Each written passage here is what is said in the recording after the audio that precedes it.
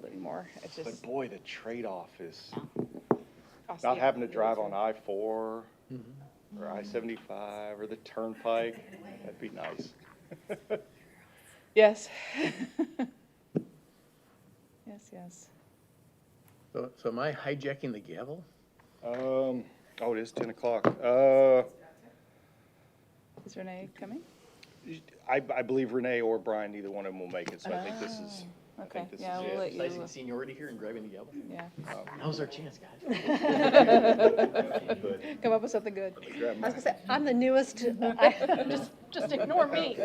I haven't been here that long either. You know, Chuck's. Hotel. Yeah, Chuck did get it. I know he got it. He's famously on time. So he'll, because I bumped him up to the front just to help him out, so hopefully he'll, because this time of year, it's, get on a call, get off and go right back to the next valve.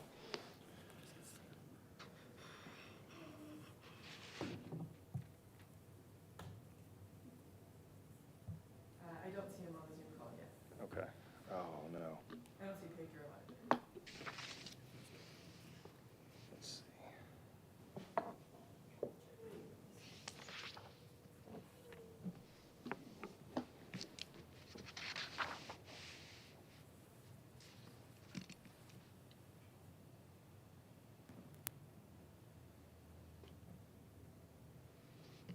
So,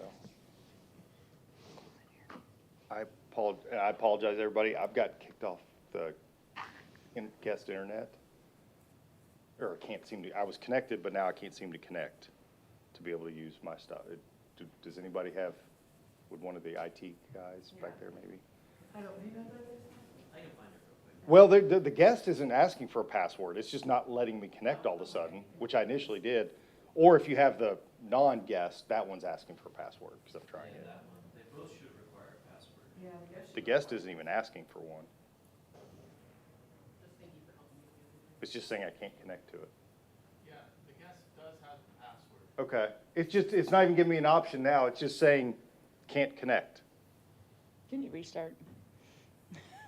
I can. But it takes a while. I got one of those 5-minute restart computers. Yeah. Okay, thank you. Yep. Let's see if that will make it a little I think faster. that's always the answer. Oh, this is for the guests. Oh, Yes. oh, well, see, that's the problem is, look, it's not even, like, it's not even giving me the opportunity. Give me a second. Not right now, but Oh, there you go. No, that's what, We'll have our open forum here. yeah. Well, it's gonna work this time? You're so cute. Hasn't done this. No, It's no, just gone great. straight to Until, can't connect. We're ready to go.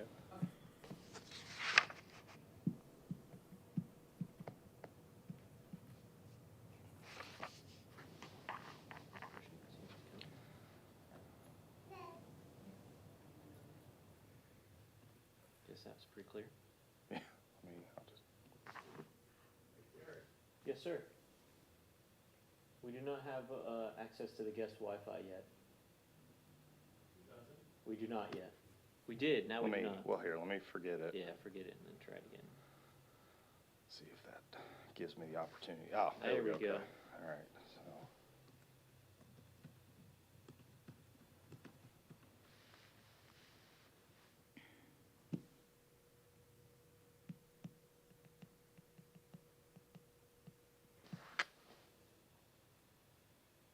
Ah, perfect. All right. Okay, We're good, Ivan. thank you. Yeah.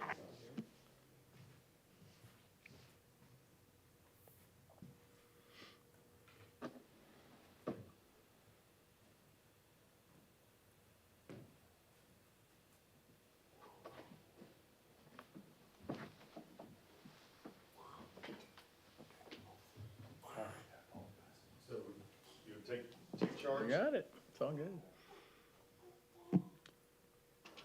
Okay. Let's go ahead and call the meeting to order.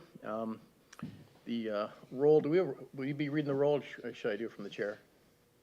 I'm sorry? The roll call? I can do that for you. Sure.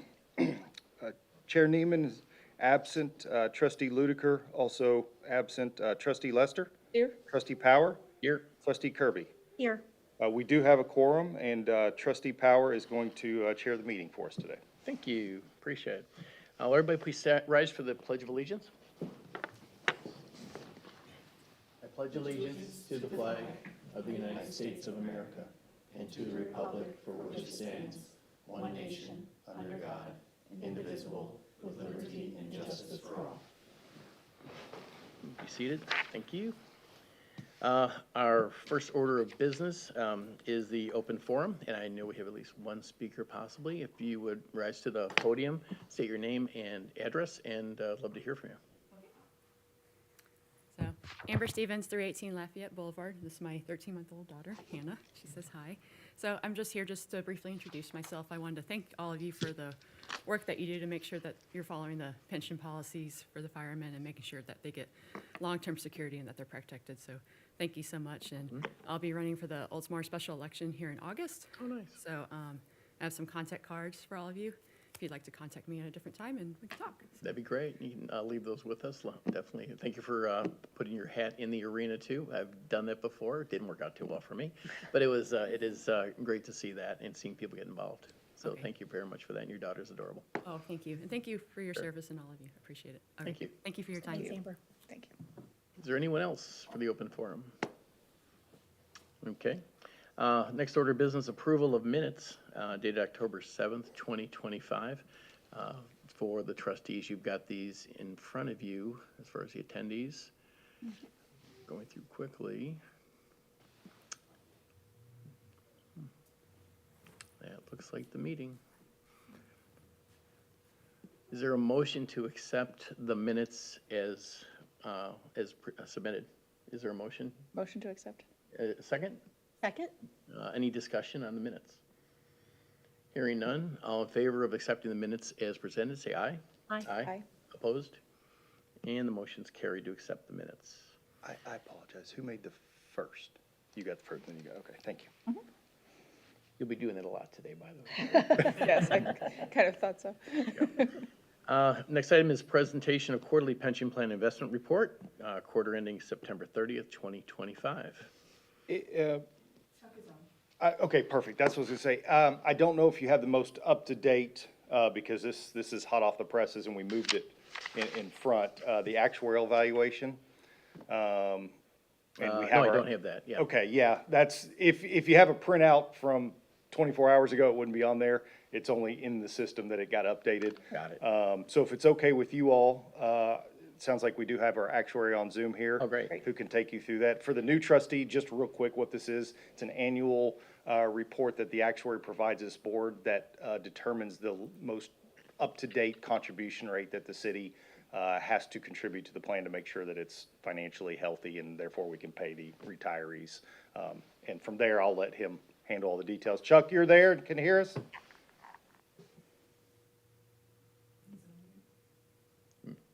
Maybe I'm mute.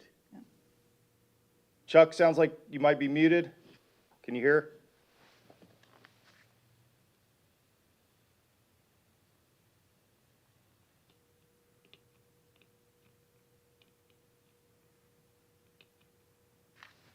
Can you hear me now? There we go. Okay. Perfect. Okay, sorry about that. I was trying to get it up on my screen. I got too many things open. Okay. All right. Well, the valuation we're going to go over, it is hot off the press. This is the actual evaluation is of October 1, 2025. As Jeremy said, we do these things once each year, and they're primarily used to determine the required contribution rate from the city for the current fiscal year. So that being said, I'm going to start with, well, just for the record, we had no plan changes that were reflected that occurred during the last year. So the plan provisions were the same both for the 24 report as well as the 25 report. Okay. So the actuarial assumptions, I want to spend just a few minutes on those. This is, Amy, I think, are you the one controlling the screen maybe? It's on page Roman numeral 4-1. It's table 4-A towards the back of the report. It's called Summary of Actuarial Methods and Assumptions. And while she's scrolling to that, um, we have we have a requirement that this has been in place for the last several years. We have to use the same mortality table that FRS uses. FRS has changed their tables. They've updated them. I think this is the second time that we've had an update since that requirement took effect. So this report does reflect the new, latest, greatest FRS mortality that they're using. But I've taken it a step further. Just by way of background, and I won't spend a lot of time on this because it's not anything you're going to be particularly interested in. But we've been under pressure from a lot of the auditors, not from your auditors, but from auditors in general, to perform what we call an experience study when we're setting the assumptions. So in other words, rather than my just choosing some actuarial assumptions and then the pension board approving that recommendation, a lot of the audit firms, the large ones in particular, are pressuring us to do an experience study where we actually look at plan experience and come up with the assumptions in a more analytical way, for lack of a better way of saying it. So in thinking about this, I'm really opposed to doing experience studies for small plans like this one for two reasons. Number one, the cost. It cost $15,000, $20,000, $25,000 to do an experience study. They're not done every year. They're typically done about every 5 years, but that to me is money wasted for a plan of this size. So that's the first thing. The second thing is you need a certain size group of participants. You need actually probably 2,000 or 3,000 participants at a minimum in a plan in order to get meaningful results from doing an experience study. Because the fact is, when you only have a small group, maybe just a few, in this case, what do we have, like 8 people actively working still under the plan?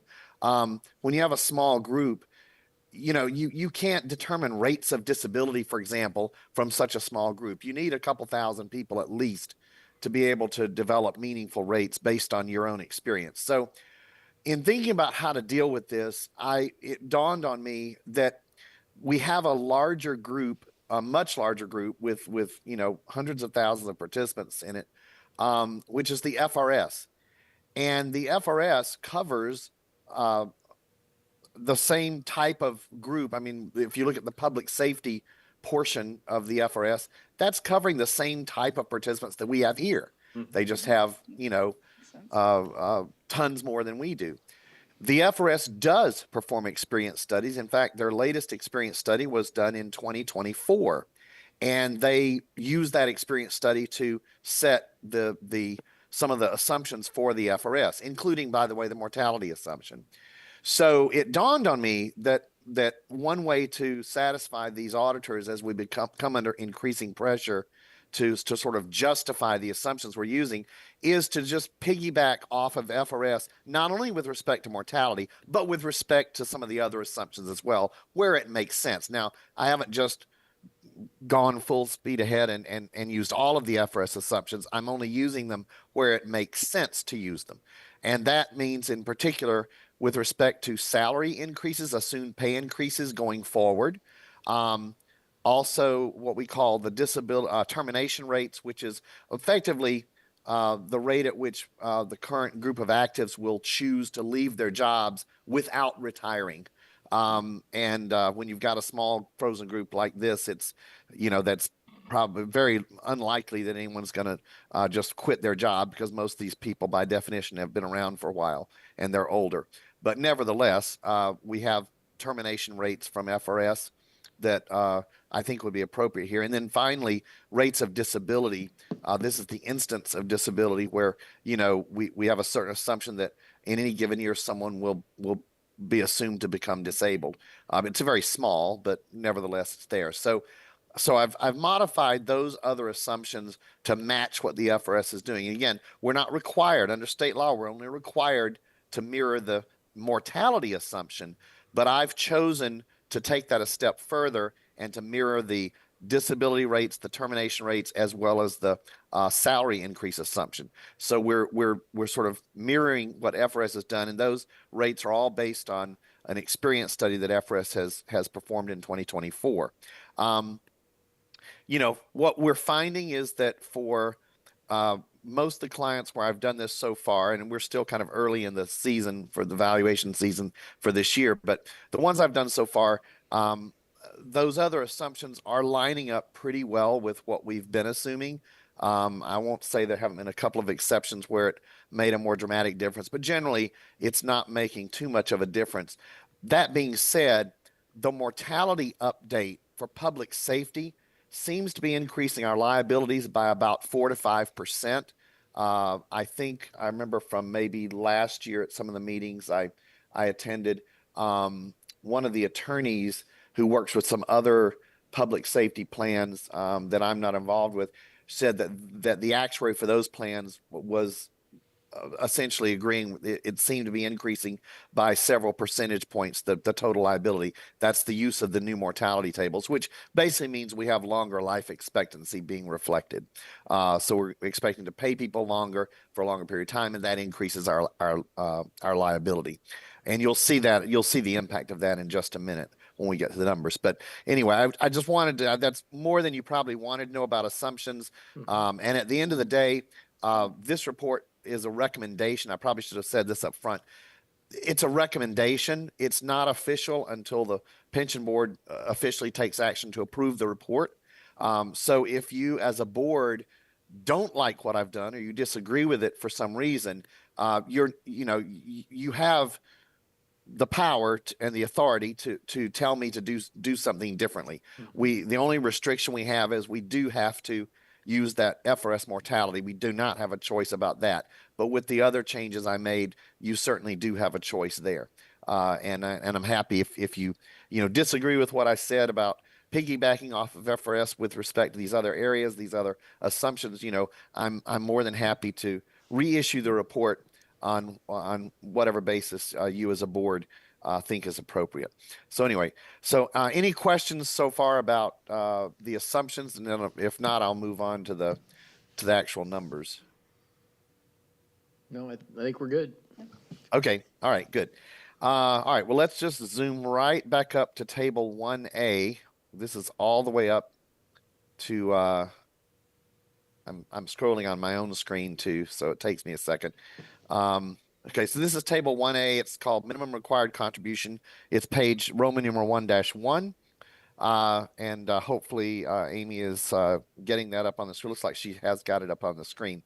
So this, if I could only give you one page from the report, this would probably be the page I would give you, because it essentially gives you the bottom line, which is there at the bottom of the page in bold in the box. It's our minimum required contribution rate. Now, before anyone has a heart attack over this percentage of pay, keep in mind that in your case, because of the fact that this plan is a frozen plan, it's been frozen for a while now to new entrants. So we don't have any new people coming into the plan. We have a shrinking group of active participants. In fact, I believe between 24 and 25, we went from 9 to 8. So we've got this shrinking group, which means by definition that as a percentage of payroll, the pension expense or the pension cost or contribution is going to just grow it's almost going to like blow up as a percent of pay. If you think about when the day comes that we have, one active participant remaining, we could see a pension contribution that's, 1,000% of pay or something crazy. Don't let that bother you. That's just what happens when you have a frozen plan like this. So that 114.7% is just sort of ignore that, if you will. What's more important is the dollar amount that's associated with that.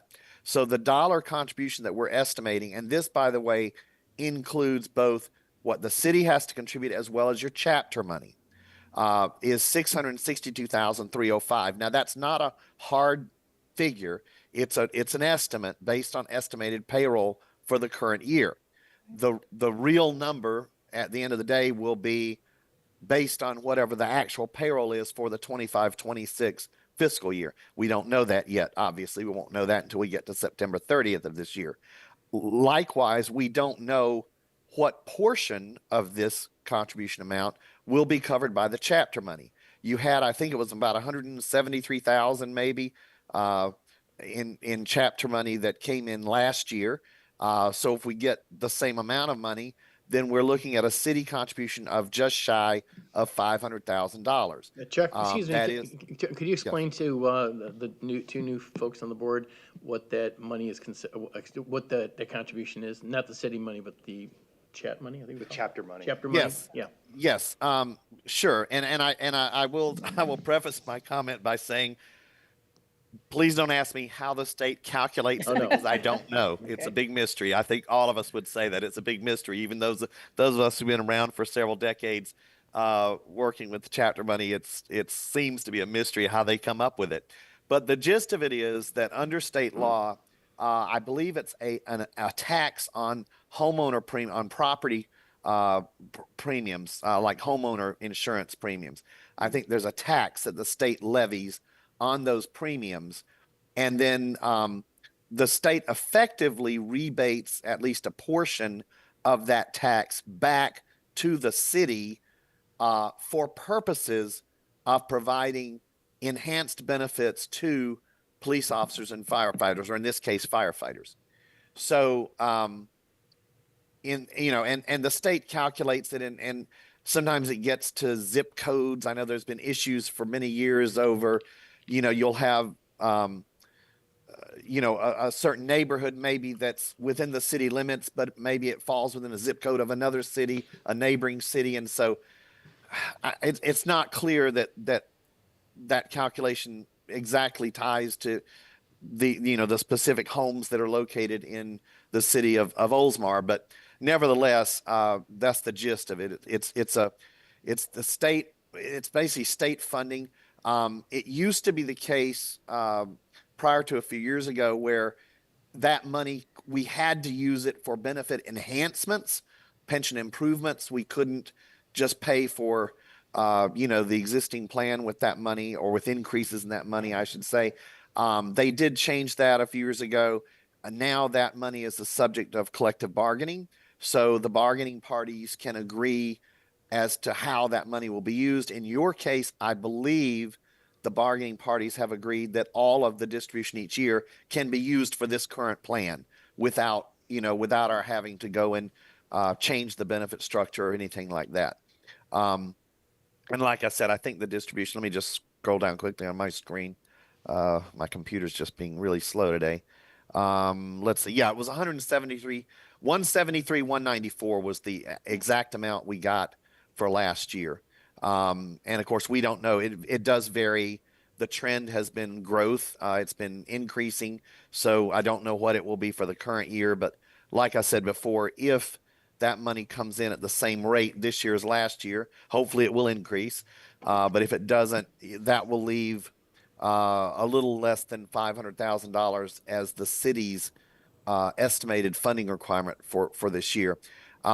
Let's scroll down if we can to page, and I'm trying to find it here. Let's go to page Roman numeral 2-5. This is table 2-E. It's called Historical Trust Fund Detail. And this chart, while Amy's scrolling to, there it is.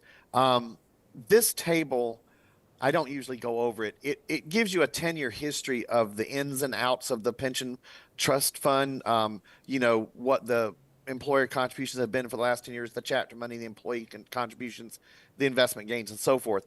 So what I wanted to point out in particular is if you look at the upper left-hand portion of this page, you'll see that 10-year history of the employer contributions. This is what the city has deposited.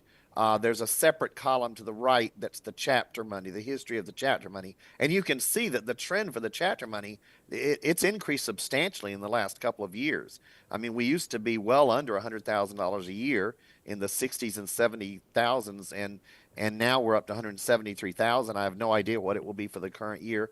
Hopefully it will increase.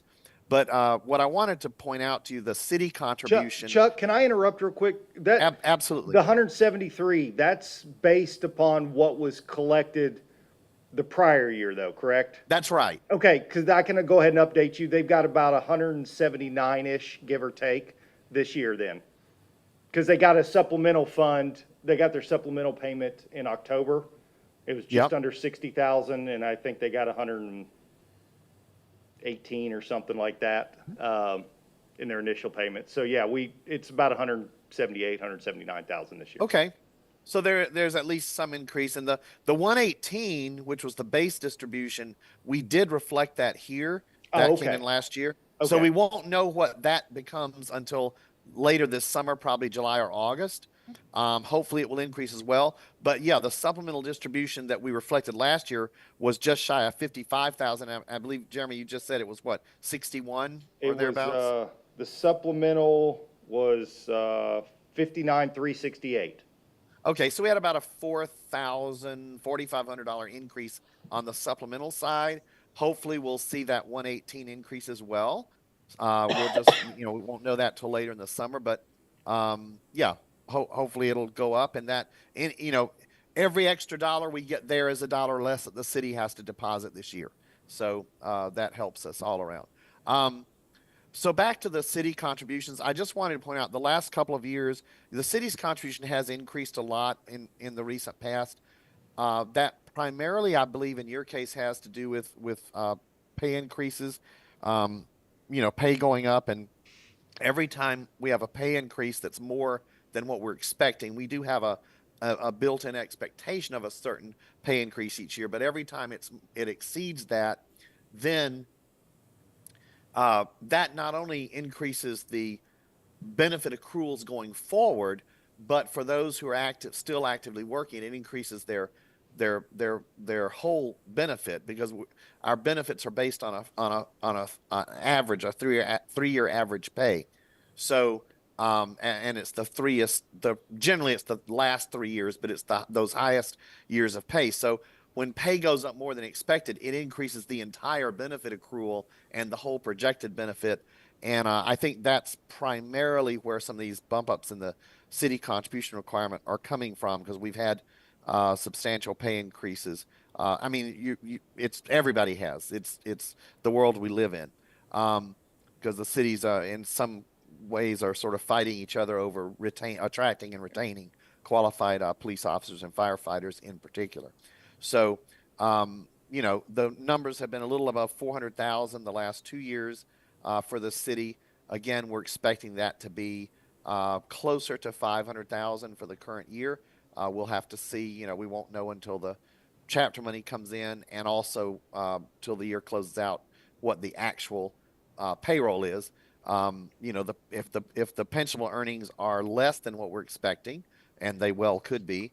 If we have, for example, we have one of our 8 remaining active employees who leaves or retires or whatever, then that number will be less, because it is going to be tied directly to the payroll.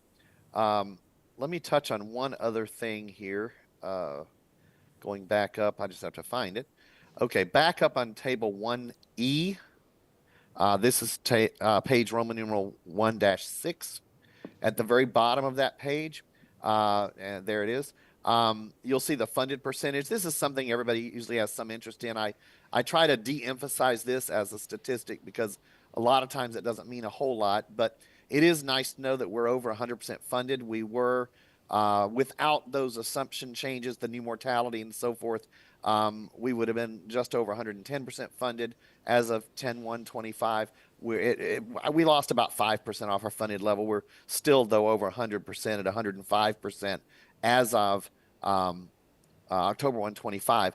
Now, that usually, if I say we're over 100% funded, that usually begs the question, why do we even have a contribution requirement if we have more money than we need? Keep in mind that funded percentage is based on benefits that have been accrued up to the point of the valuation date. So it does not reflect any future additional benefit accruals for those 8 actively working participants. We're not allowed, I guess fortunately or unfortunately, depending on perspective, state law doesn't allow us just to fund the plan based on benefits that have been accrued. We have to fund the plan based on projected liability, projected benefits. So on that basis, while we are a little overfunded with respect to benefits earned to date, we are not overfunded with respect to the projected benefits. So the benefits we expect to be earned by the time each person has retired. So that's where the contribution requirement comes from. Chuck, could I see the top of the page, please? It just cut off a little. I just want to see what's on the very top of this. There we go. Perfect. Thank you. Oh, got it. Yep. Excellent. So one of the other reasons I suspect, and I'd have to go back and look at the older reports to see, but one of the reasons I suspect also that our contribution has gone up is, we have a certain amount of fixed cost each year, and then we have a variable which depends on what the rate of benefit accrual is. How much additional benefits are we crediting to people because they've worked another year and maybe had a pay increase. So, but a portion of our cost is fixed cost that doesn't vary depending on how much people are working or what their pay is and so forth. So, because we have a shrinking group of active participants, the whole way that these pensions are funded is we fund them over the future working life of the active participants. So if we have a plan, for example, that had only one person left and that person is 1 year away from retirement, we're going to have effectively a 1 year funding period for a plan like that. So when we get down to 8 people, these people by definition are long service, older folks. They are all either at or close to being eligible to retire. And so because of that, our funding period, the time horizon over which we are funding those projected benefits is getting shorter and shorter. And that a lot of times will increase the dollar amount of the contribution today, but keeping in mind that we're going to be paying that high dollar amount, but for a shorter period of time, so that within the near future, we would expect the contributions to be zero. And so that's another thing that comes into play here. You get when you have a plan that's open to new hires, that covers everybody, and it's we continually have a flow of new people coming in by way of people being hired and so forth, so that it's sort of an ongoing dynamic group. In those cases, you don't see a shrinking of the funding period. But when you have a frozen plan like this one, where we haven't had new people come into the plan for a number of years now, and we've got this shrinking group of employees covered by the plan, our funding period, the time over which we're funding the plan to get to that point where all the projected benefits are fully funded, not just the accrued, but the projected, that time horizon is getting squashed. It's shrinking.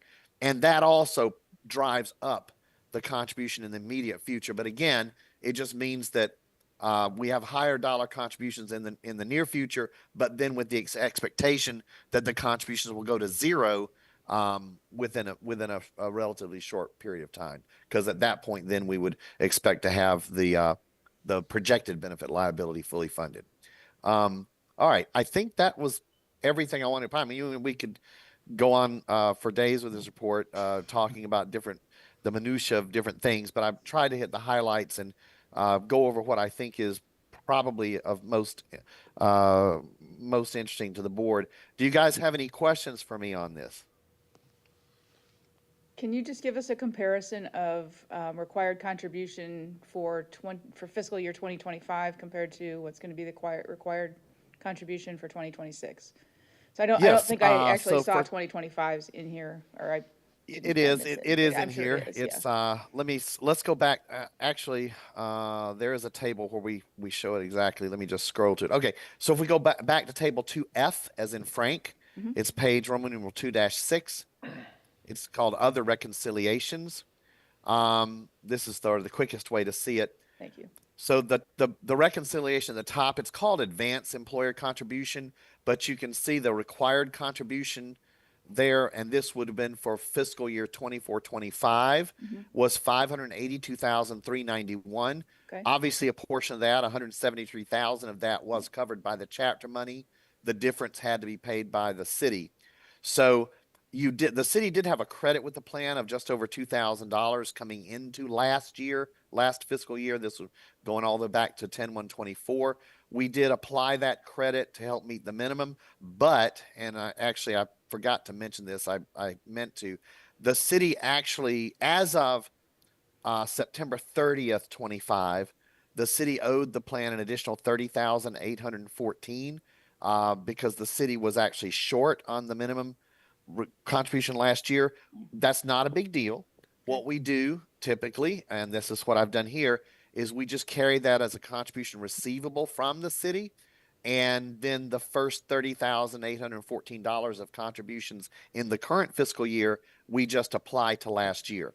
So, and that's already happened because presumably the city has already deposited way more than that into the fund in the current fiscal year. So we're just basically going to take $30,000 from the current year's contribution and apply it to last year so that last year then is made whole. So it's basically a perpetual true-up that happens over Yeah, the year. Okay. it's a true up. That in fact we call it a true up a lot of times. Okay. In some cases, the city, cities will actually make an extra deposit to cover that. That's fine. If that doesn't happen, we just take it from this year. And this happens a lot. Sometimes it happens because payroll invariably is going to be more or less than what we Sure. thought it would be, and also the chapter money may be more or less than what we've anticipated. So Makes sense. it is in almost every case with plans like this, the city is going to either be short or over in a given year, and where it falls just depends on those other factors. Okay. So in the years when the city's over, that's where we credit it to that advanced contribution that you see up on the screen. Yep.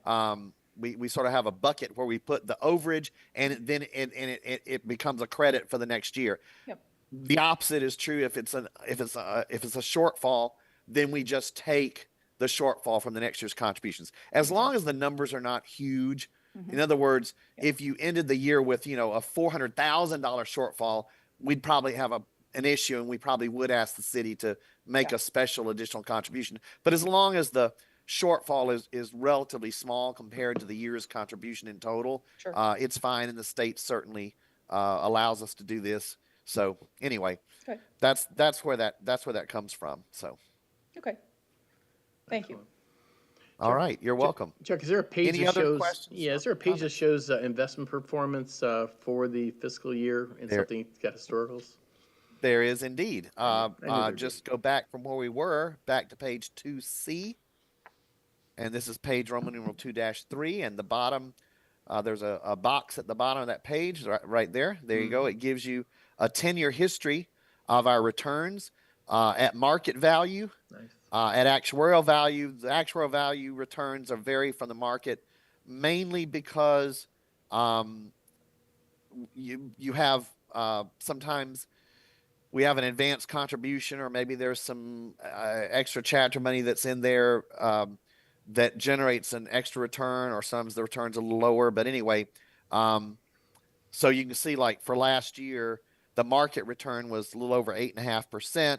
The actuarial return, when we make all those adjustments, was 8.29. We also show you the 10-year history of our assumed returns. Right now, we're assuming 6.75%. We changed that, lowered it from 7 just about 4 years ago. And then finally, the very last line in this box shows you the 10-year average of all these numbers, so you can get a feel, at least over the last 10 years, for whether we have been beating or falling short of the assumed returns. So in this case, our average return for the last 10 years the math just happens to work out to be 7% overall on average for the last 10 years. And then you can see we have beat that. The market value return on average has been 7.82. So we've been beating it by almost 1% per year over the last 10 years, at least at market value. That's great. Yep, it's a little different mindset for most people looking at their 401k, thinking they want to max out on NVIDIA and everything, where inside of a defined benefit plan, you're trying to hit singles and doubles and stay above that assumed rate, and everybody sleeps at night, and firefighters get their checks. It's all good. That's right. And by the way, you most of you probably already know this, but every year when we earn more than what we assume, that has the effect of ultimately reducing what the city has to put into the plan. If you think about it, we have a funding target. That's by definition what a defined benefit plan is. The benefits are defined. So we have this funding target where we need a certain amount of money to pay the benefits that have been promised. we can get to that funding target in several different ways. We could get to it with contributions. We can get to it with investment earnings. And so, the more we get from the investment side, and when we beat the assumed return, we're getting extra money in that year. That means, by definition, it's less that we're going to need in contributions. And so the city benefits when we beat that over time, which is a good thing. So I have some questions. Sure. absolutely. Since we're on this page, does the market return value, does that include expenses or is that less expenses? It is net of investment expenses. Okay, It is calculated net the way we calculate it. I'm not sure what Jeremy will show you returns that are calculated by the FMPTF's investment consultant. Usually the return that I calculate is going to be just a little less than what Jeremy might show you. And the reason for that is my return is an overall return that takes into account payables, receivables, things of that nature. Whereas typically the investment consultants are just looking at the invested assets. okay. And because receivables and things generally don't generate a return, my return is usually watered down just a little bit from what the investment consultants calculate. Usually it's maybe 0.25% or something. It's not usually huge difference, but if you did a comparison, I suspect that if you compared these market returns for 10 years to what Jeremy has, my returns here are probably going to run just a little bit less than what he is showing you. All right, thank you. And I'll apologize in advance. This is my first meeting, so I was making a lot of notes. On the table 2E, where it lists administrative expenses, Yes. what are those expenses? Very good question. So administrative expenses are and by the way, let me preface it by saying in this report, and there's a little note at the bottom to this effect, investment expenses have already been netted out of the investment income, the unrealized gains and losses.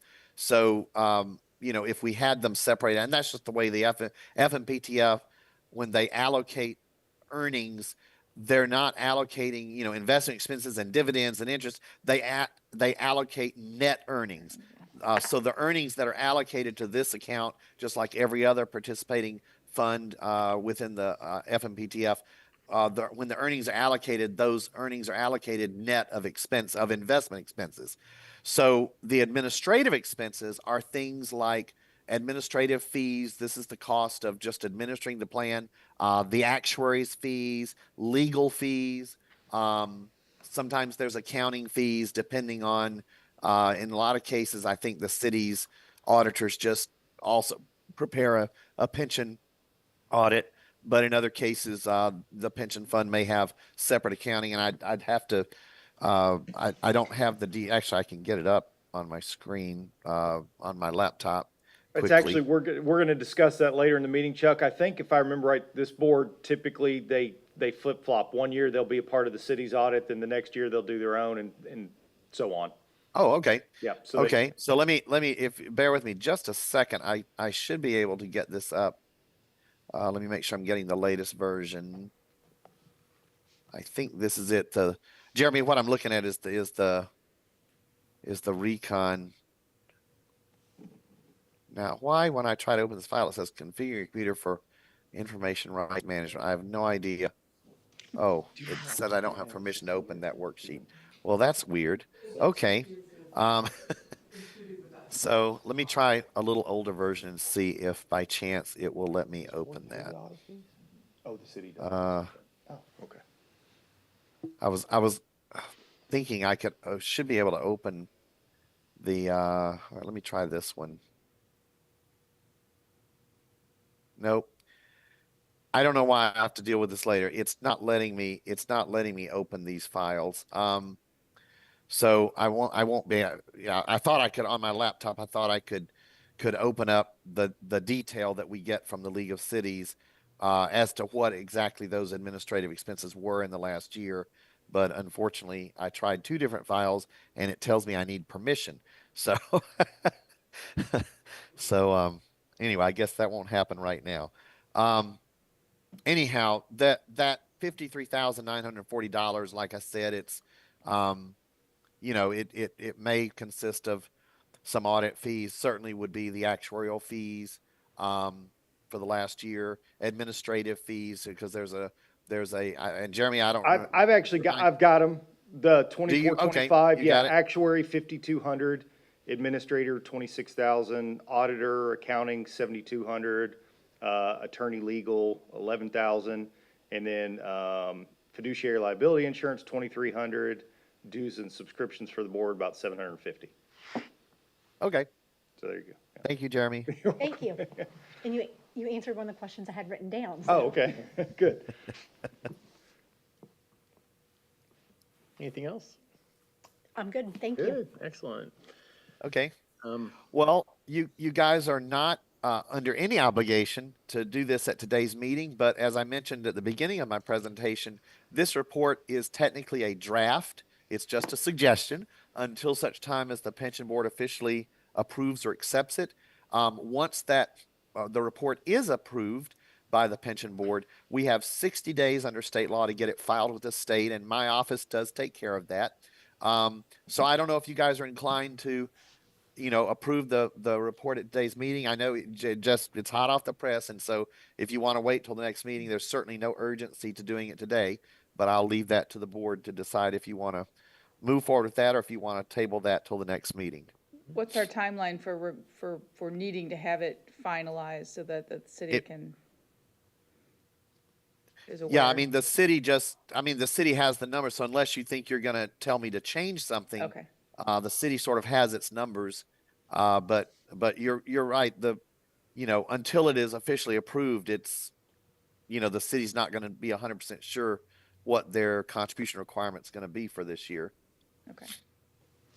All right, we can discuss that. I just, I own a defined benefit plan, TPA check, and I just want to give you props. This is a 9/30 valuation. It's not even the middle of January and we have it. And that means we ruined your entire holiday period, and we're not, we're not the biggest city, and I appreciate your efforts, and yeah, I know it's not just you. You got a great team there too, so, but turning this numbers around for us by middle of January, it's not unnoticed. It's a lot of work, so. Thank you. I Thank you. appreciate that. Yeah. We do these, we have some cities where they specifically request that they get theirs. The earliest one, Jeremy, the earliest one we do is probably early December, right? I think that's the first one of the season that we're able to issue each year, and that's a larger city that for whatever reason they always want their numbers like right then. But anyway, we unless we have special requests, I generally do these in the order of the meetings. So you guys, your meeting just happened to fall, at a time where you were earlier in the season. And so I make it my goal at least to have these reports ready as the pension board meetings happen over the next 2 or 3 months. That'll be a note to staff for 2027 to have our January meeting the first or second week in January. We got that down there.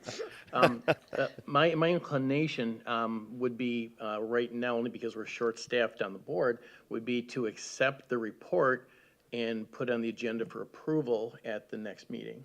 Does that make sense? I mean, that's entirely up to you all. Yeah. As Chuck said, you're not under any obligation. I mean, typically, unless a board does have concerns, I mean, generally they'll approve it. But certainly you can absolutely wait till the next meeting. I don't know if the city wants to chime in because they have, there's a high likelihood, just my observation, there's a high likelihood the board, usually they accept whatever the actuary approves. So the city, in theory, has a good idea of what the number might be. Right. Whether or not they need it before April 30th to be 100% approved, and I don't know if they have any thoughts on that, or? The longer we wait, the harder it is. Right. Because we're contributing to the plan, regardless of, we're using last year's numbers, a percentage is still to contribute to the plan this year. So until we have the number, we don't know if we're too high, too low. So this is for the fiscal year that we're already in? Yeah. For 26, yeah.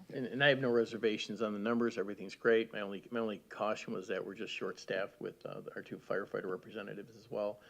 But if my other trustees here have no issues, I think the issue is are we gonna put this off for another full quarter? Then there's another 60 days that they need to file it. right? So we're talking 6 months now. Well, no, that's not an issue. No, The filing is Okay. not Yeah. a relevant issue for you all to worry about. Because if we wait till the next meeting and do it, then Chuck has 60 days from that meeting. Right, And so there's no issues there. It's really more your comfort with the report with consideration of cities budgeting and paying the contribution. It's those two you probably want to concern yourself. There are details. And let me also say one other thing. You are allowed to unapprove a report. So if you did approve it at today's meeting and you get to April meeting and you, for whatever reason, you said, you know what, wait a minute, we think we made a mistake. You can unapprove it and tell me to revise it, and that's all A-okay. Okay. It doesn't happen often, but we have had that happen from time to Good to time know. with certain cities where, they, for whatever reason, they unapprove the report and we reissue it on a different basis, and that's perfectly fine. Great. So, Well, given that information, the chair would be delighted to entertain a motion to accept and approve the September 30, 2025 actuarial evaluation report for the firefighters trust fund. So moved. agreed. Second? We have a motion. Any other discussion on this? All in favor, signify by saying aye. Aye. Aye. Aye. Opposed? Motion carries. Good to go. Okay. Thank you, Chuck. all right, I have one more very quick thing, which usually falls under my presentation, but I'm going to let Jeremy give you the motion.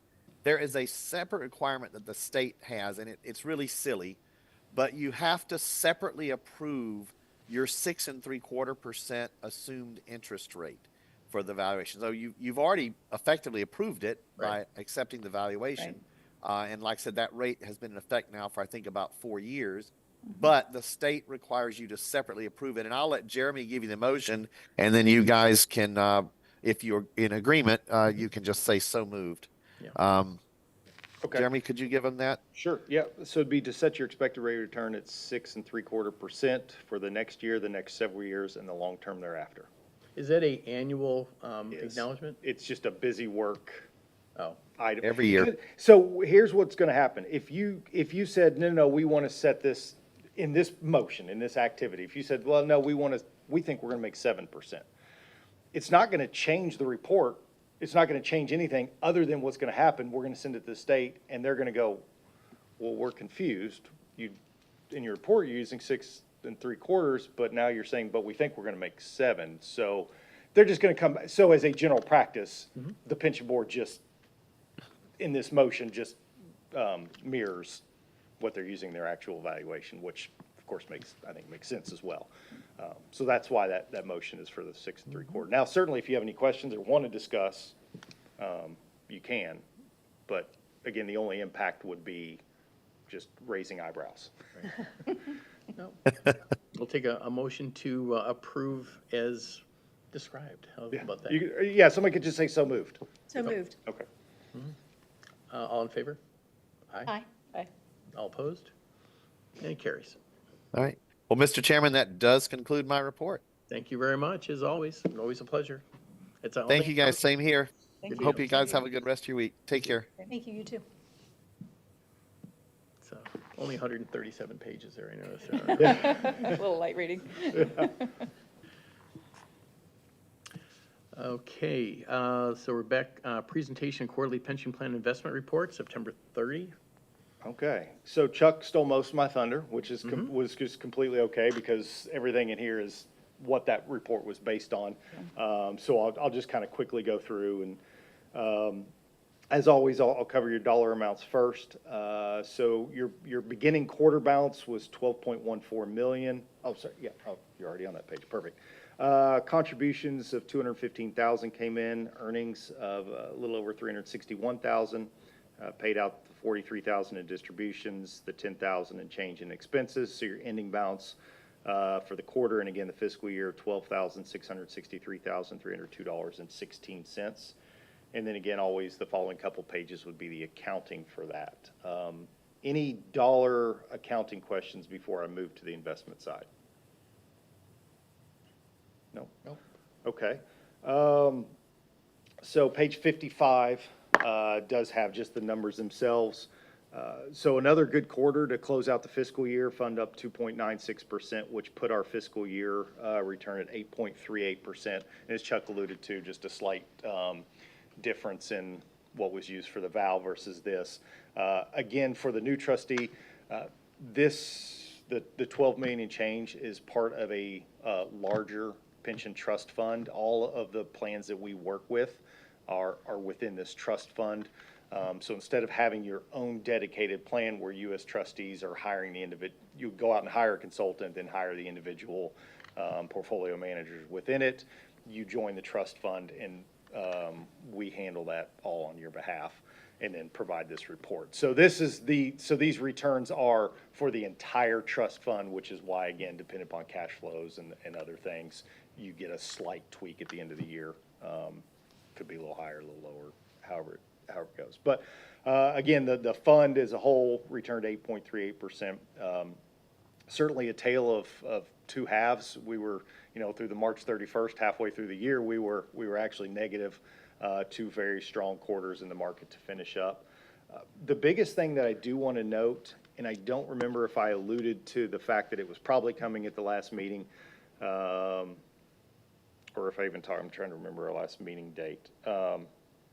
Just in case I didn't note it, we did make a change that went into effect October 1st within this plan. So when the next time we meet, you'll see the impact of that. It's not represented in this report being a September 30th quarter end. But within the U.S. large cap, we've had 3 different allocations. We've had 60% with an S&P 500 index, and then we had a 20% dedicated value manager and a 20% dedicated growth manager. We have internally been debating for years. The market as a whole has had this conversation for years and years, and there's been a lot of move towards just going from active management to passive management or indexing within the U.S. large cap space. We intentionally are never trying to lead the charge on investments. We are very conservative by nature. We're not trying to change the game or the rules of how things are going. So we kind of sat back, observed, looked to see how that was going, and we got to the point ourselves that we agreed in the conclusion that active management, they're just having too hard of a time keeping up with the indexes. That why are we paying those additional fees for lower returns? And it's not that the managers are bad. It's and I think most everybody up here probably seems to understand the concept that we had the FANG stocks or the 5 stocks and then the Magnificent 7, but the S&P 500 is being driven for quite a number of years now by just a small concentration of stocks. And an active manager is just not going to have that same level of exposure. And what they do is they do a great job of protecting on downside, sell-offs, things like that. But what we're seeing happening continually is that even though they're protecting, they're doing their job, they're having to leave too much on the table when the markets are going up. And so over longer periods of time, they're not keeping up at all. And so at some point you go, well, maybe we just move to the index. And that's what we decided to do effective 10/1 is we moved all of the U.S. large cap funds into just that S&P 500 index. We're paying 1 basis point or 0.01% in fees. Can't really pay much less than that. Then that's direct savings to this plan. That's dollar for dollar savings on that. So we just, again, we wanted to, we were always hesitant to move to the indexing because, again, it does create a higher concentration in some stocks. But at some point you go, well, let's get a little more return here. And it just makes the conversation easier too, because whatever the S&P 500 did for the quarter, that's kind of what you have here. Before I touch on anything else, any questions or thoughts on that? A good move, I think, on the index. The only real anomaly in here that where I see a spread is what's happening with the small mid-cap equity. Because you've got 12, All over the place. 12% decrease here, 1,200 basis points on that 3-month return. Long-term looks good, but we're just, even the 3-year is trailing. Have you guys taken a look at possibly doing something with that fund or that setup? Yes, so that's the biggest head scratcher, and in about 2 weeks, I'm gonna get a much clearer answer on that. So up until, don't quote me on this, 18 months or so ago, this has historically for 20 years been the best performer within the trust fund. It's Atlanta Capital. Their fund traditionally in all time periods is 4+% over their target indexes. They have been killed over the last year and a half, as you just noted, and it's shrunk. Yes, the long term, they still have some outperformance. That's again because the gap was so large. Right. In the shorter time periods, it's kind of completely flipped the script, and then again, over the last year or so, it's been really, really challenging. I have asked the question of our consultant a couple different times recently of, what is going on? Because certainly a couple quarters for somebody who's got decades of performance, Right. that's part of how it goes. We've gotten long enough now that you start to scratch your head and say, okay, what's actually happening? And we've been reassured that there's not been any changes in philosophy, investment strategy, portfolio manager changes, that can certainly be some red flags there. Nothing's changed that for the moment, it's just been market conditions. So what has really been their bread and butter, their philosophy that's worked so well, is they don't dabble in the more volatile sectors or go with, so a lot of what's driven that space over the last handful of quarters is companies tech companies, can be a lot more, just the tech sector is going to be more volatile. And then even more so within that sector, some of the companies that have really driven the index would be loss leaders or companies that they're not even making any money yet, right? But they're showing the AI, of course, has really driven a lot of that. So you've got not startups, but you have companies that are starting to play in that space that there's excitement for, and right, their stocks are performing very well. Well, this manager has always been, show me a strong balance sheet and some opportunity for growth, and that's where we go. We stay away from more speculative stocks, things of that nature, and that's what's outperformed. Now, that said, at some point you go, okay, how long until you have to rethink it? So we actually, in a couple weeks, we're going to be sitting down with that manager, and they're going to be we'll have more in-depth conversation to kind of say, hey, is this just a period of time, which is certainly okay if it is, or has things changed and we need to adapt accordingly? Because you're right, it's a glaring thing, and it's extra wild. And I know none of you all have been here that long, but historically, it's the exact opposite, where they are almost always outperforming. So it's a interesting anomaly. I understand the question and concern, and hopefully at the next meeting I can certainly provide a little more insight as to what we're doing there and the manager's thoughts. Yeah, the 5 and 10-year numbers are reasonable. You can just tell they were really killing it back about 10 years ago. Yeah. And it's only right now 13% of the portfolio, but that's probably because it's shrunk too. So if it was 15%, but now it's 13. Right. And it's important to be in that category too, but there comes a point where maybe diversifying into an index fund in that category to help soften that.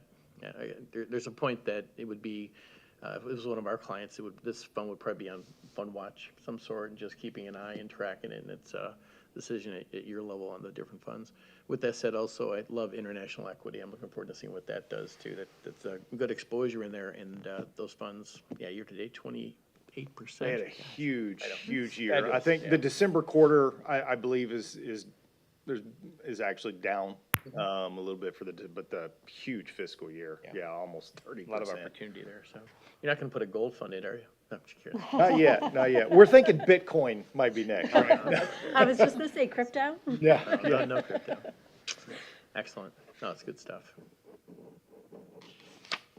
That kind of hit the highlights, and then you just noted a couple other things I was going to talk about. So I'll stop there unless you have some more questions or conversation you'd like to have.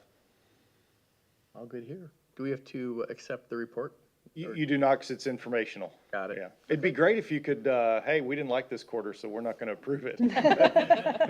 We want an adjustment, no refunds, no give backs. That's awesome. Okay. Next item on the agenda is a presentation of the administrative budget report as of 12/31/25. Okay.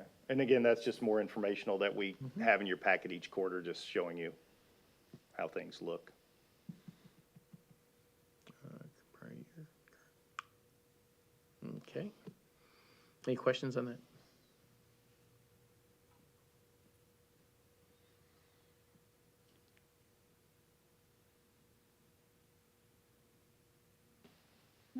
Excellent.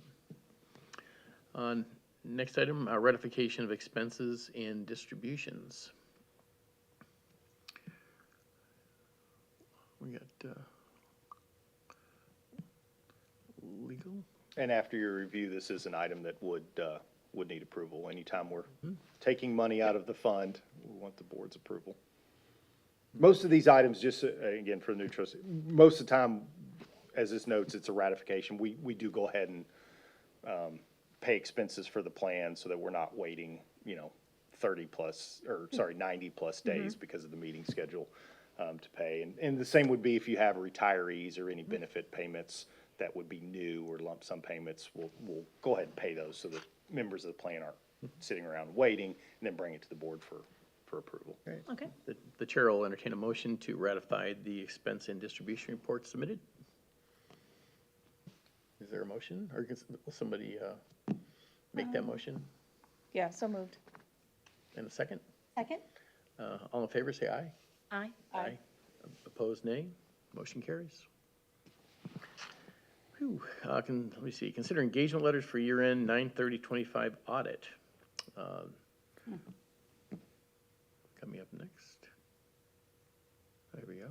I might actually defer, Amy, I don't know if you have anything you want to say, because I know you actually handle that on your side. So, Wells, Hauser, and Schatzel is the city's auditor, and he also audits the firefighter pension. There are two options in the agenda. There is an option for a standalone report, and there is an option to include the financials with the city's report, with the city's annual ACFR. So the board usually does a standalone report every other year, and then just includes it with the city's ACFR on the every other year. Last year, the board had a standalone report, so this year, we would assume it could be included with the city's ACFR. But again, that's up to you. There are two different costs. A standalone report is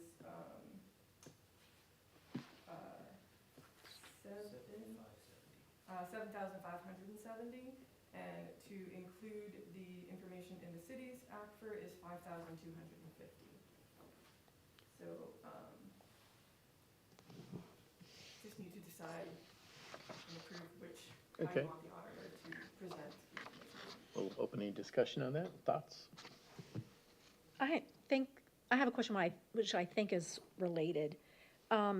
How long have we used this auditor? And like, do we send it out for RPF?